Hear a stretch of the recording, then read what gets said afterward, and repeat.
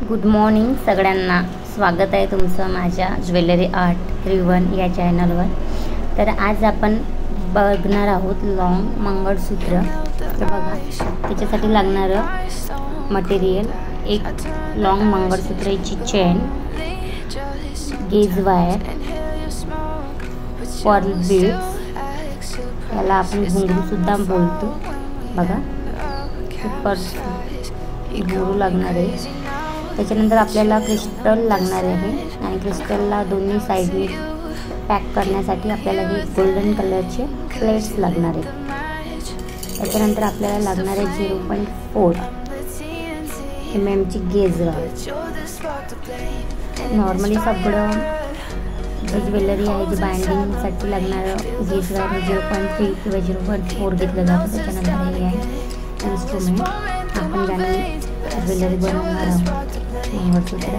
त्याच्यानंतर कैची कटिंगसाठी. तर बघू, सर्वात आधी आपल्याला गेज वायर कट करून घ्यायची आहे जेवढी आपल्याला हवी आहे. बघा, तुम्ही तुमच्या याच्यानुसार घेऊ शकता की तुम्हाला किती हवं आहे. मी माझ्या साईजने घेते. बघा, कट करून घ्यायची आहे ती इन्स्ट्रुमेंटने. आपल्या इझिली कट होऊन जाते या इन्स्ट्रुमेंटने. जर तुम्हाला इन्स्ट्रुमेंटची लिंक पाहिजे असेल तर कमेंटमध्ये मेसेज करा, मी लिंक सांगून देणार. बघा, कट केलेली आहे मी वायर. आपल्याला एवढं पेंडंट बनवायचं आहे मंगळसूत्राचं, त्यासाठी. त्याच्यानंतर आपल्याला या बीड्सच्या चेनमधून आपल्याला जेवढे बीड्स लागणार आहे आपल्याला मंगळसूत्राचं पेंडंट बनवायला ते काढून घ्यायचे. ते आता मी काढून घेणार. आपण असं डायरेक्टली कट करून पण घेऊ शकतो ते बीड्स. ते कट केल्यामुळे काय होणार की आपल्याला पुन्हा ते त्यामध्ये ॲड नाही करावं लागणार, डायरेक्ट आपल्याला सगळं हे मिळून जाणार. पण जर आपल्याला गेज वायर दुसरं घ्यायचं असेल तर मग मात्र आपल्याला ते एक एक पूर्ण बीड्स ओढून घ्यावं लागणार. बघा, खूप असे डेलिकेट असतात, नाजूक असतात हे बीड्स, त्यामुळे हलक्या हाताने असं काढावं लागतं.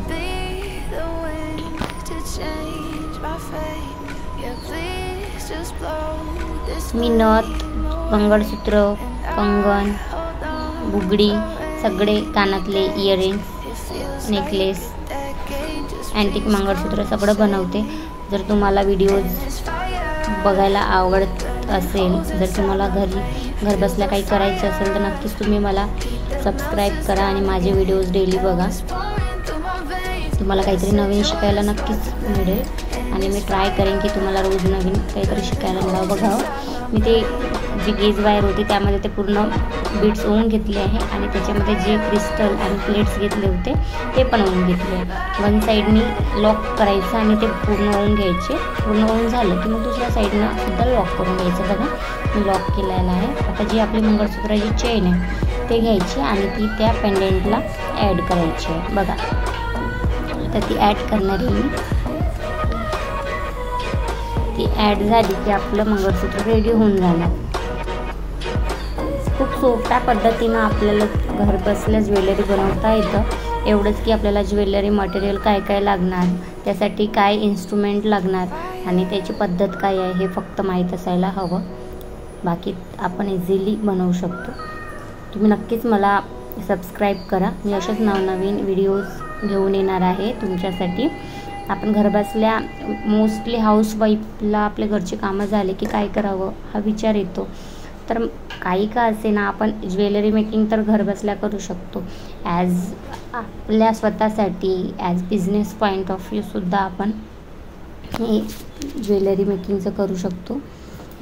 जर तुम्हाला ऑनलाईन क्लासेस लावायचे असतील तरीसुद्धा तुम्ही मला मेसेज करू शकता. मेसेज करा मला. तुम्हाला सामान कुठून मिळतो, काय काय लागतं, त्याच्याबद्दल इन्फॉर्मेशन हवी असेल तरीसुद्धा मला मेसेज करा, मी तुम्हाला डिटेल सांगेन. माझं पेजसुद्धा आहे इंस्टाग्रामवर, अश्विनी लाड 3-1 आणि ज्वेलरी आर्ट 3-1 म्हणून. तुम्ही नक्कीच त्याला फॉलो करा. तिथे पण तुम्हाला छान छान शॉर्ट्स रील बघायला मिळतील. माझं यूट्यूब चॅनल पण आहे, जो अश्विनी लाड 31 अँड ज्वेलरी आर्ट 31 आहे.